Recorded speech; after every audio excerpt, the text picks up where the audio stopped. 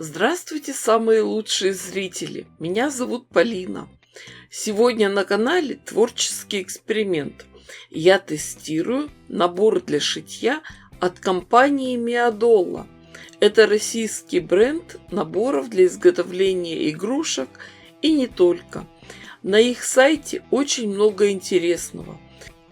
Я заказала несколько наборов разного уровня сложности. Что-то сама сошью, а что-то на подарок. Кукла Мэри. Одежда для нее, осеннее пальто и нарядное платье. Гусь и шкатулка-игольница кактус. В наборы входят все необходимые материалы.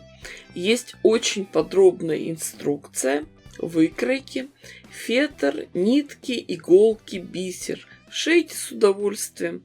Кстати, для моих подписчиков действует промокод POLYSTITCH. Он дает скидку 15%. А мне захотелось сделать такую красотку Мэри. Честно говоря, шью куклу первый раз в жизни. Не знаю, как получится.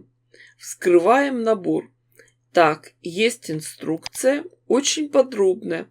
Выкройка в натуральную величину. Дальше кнопка, нитки швейные, иголки, мулине, пряжа. На ткани напечатанное личико, фетр и кусочки ткани для пошива самой куклы и платья для нее.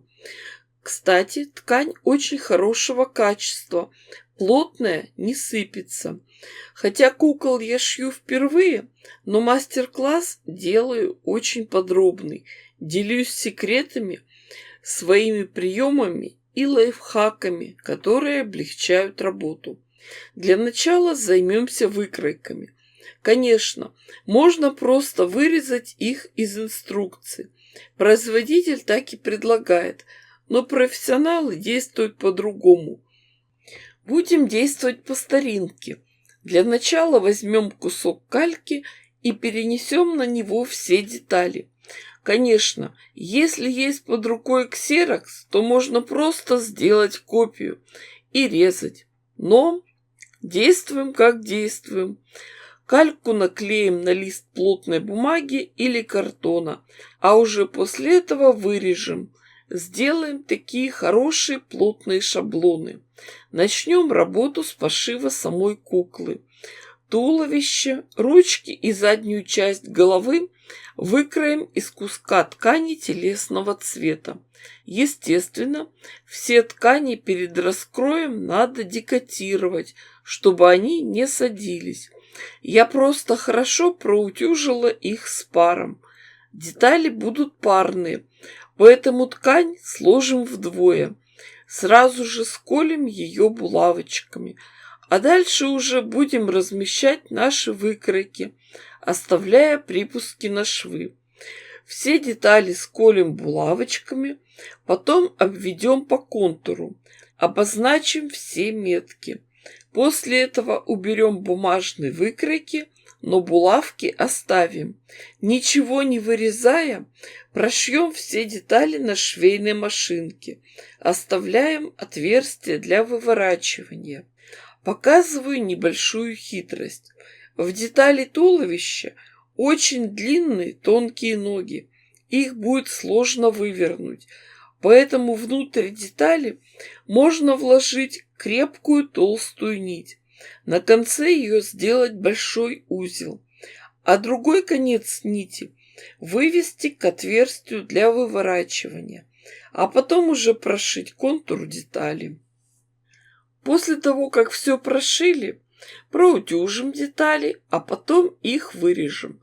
Сразу же сделаем надсечки, чтобы было удобнее выворачивать. Вот еще небольшой лайфхак, как можно легко вывернуть узкую длинную деталь.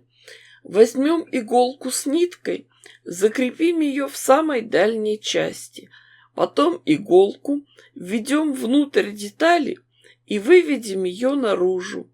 А теперь аккуратно тянем за нитку и выворачиваем деталь.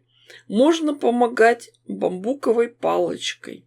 Таким образом выворачиваем все детали. Поверьте, В пошиве куклы это самое сложное. Справились, значит и все остальное легко сделать. Когда будем выворачивать ножки куклы, как раз пригодятся те толстые нитки, которые мы вставляли внутрь. Тянем за них изнутри, снаружи помогаем, проталкиваем палочкой. Набивать куклу будем плотно, обрезками синтепона, а оставшиеся отверстия зашьем потайными стежками. Длинные ноги куклы будем набивать с помощью пинцета для бровей. Его длины как раз хватает. Набиваем туго. Перед тем, как перейти к туловищу, сделаем одну вещь. Обозначим линии сгиба, чтобы кукла могла сидеть. Эти места можно прошить вручную, а можно на швейной машинке, как хотите. А после этого туго набиваем шею и туловище. Оставшиеся отверстия аккуратно зашиваем. Ручки к туловищу будем крепить нитками. Наметим места крепления. Потом проткнем насквозь туловище, одну ручку и вернемся также обратно. А потом подхватим вторую ручку. Концы ниток свяжем между собой и спрячем в туловище. Для крепости можно так прошить несколько раз. Когда туловище готово, приступаем к голове. Вырежем деталь личика по контуру, соединим, сошьем его с затылочной частью головы, совмещая метки.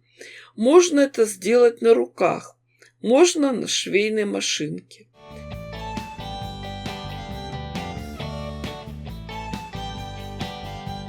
Деталь головы вывернем, туго набьем синтепоном.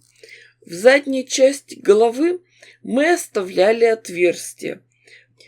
Вставим туда шею и крепко пришьем иголкой с ниткой. А теперь можно делать прическу. Примерим нужную длину волос. Всю пряжу выложим на ровной поверхности. Найдем середину и прошьем ее просто иголкой с ниткой. Естественно, ничего не стягиваем.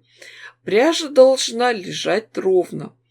После этого делаем примерку и пришиваем волосы кукле по центральному пробору. Дальше уже делаем модную прическу. Пряди волос немного распутываем, распускаем и сразу аккуратно пришиваем их к голове. Формируем прическу. Можно просто крепкими нитками завязать хвосты кукле. И еще один момент. Я не сразу сообразила. Чтобы волосы сильно не трепались, надо сразу же закрепить прическу обычным лаком для волос. И еще одна хитрость. Если надо поправить личико кукле, то делаем это с помощью иголки.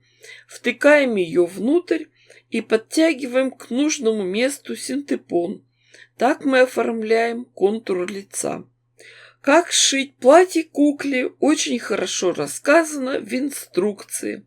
Главное ее внимательно прочитать.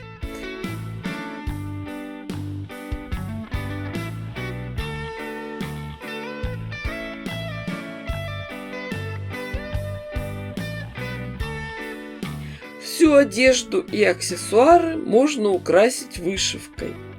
А пока сделаем примерку платья. Красотка Мэри.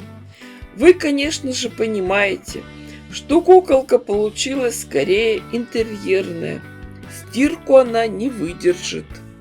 Вот кто-то скажет, ну и зачем было так стараться, шить куклу?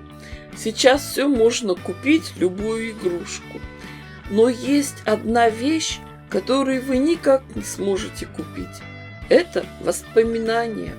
Шейте такую куколку вместе со своими детьми или внуками. Конечно, не за один день, а потихоньку.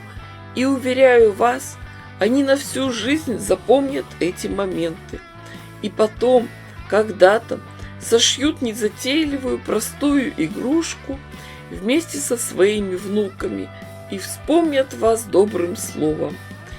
Всем желаю приятного творчества. С вами была Полина. Всем пока-пока и до скорых встреч!